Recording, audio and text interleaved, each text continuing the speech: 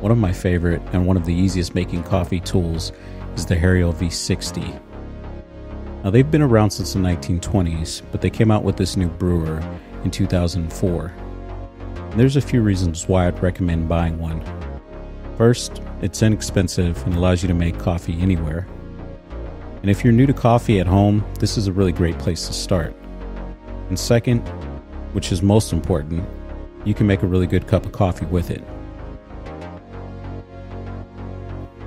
Today we're following James Hoffman's How to Make the Best Coffee at Home. This book has an easy to follow, step-by-step guide with photos to show you how to make coffee with the Hario V60. If you're a coffee lover or at-home barista, I highly recommend you check out this book.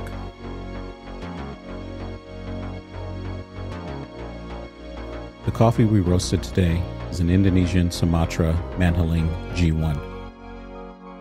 We'll be using a scale, a kettle, and our new favorite cup made by Nova Ceramics. If you haven't seen our review of the Nova Ceramics cup, check out our review below.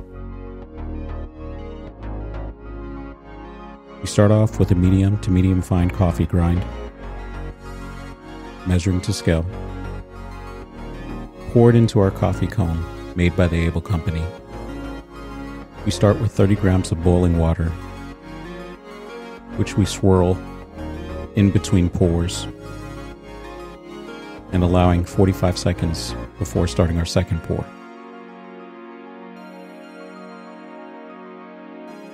For our second pour, we add 150 grams of water, waiting 45 seconds to a minute and 15 seconds in between pours. And for our last pour, we pour 250 grams of water, waiting a minute and 15 seconds to a minute and 45 seconds.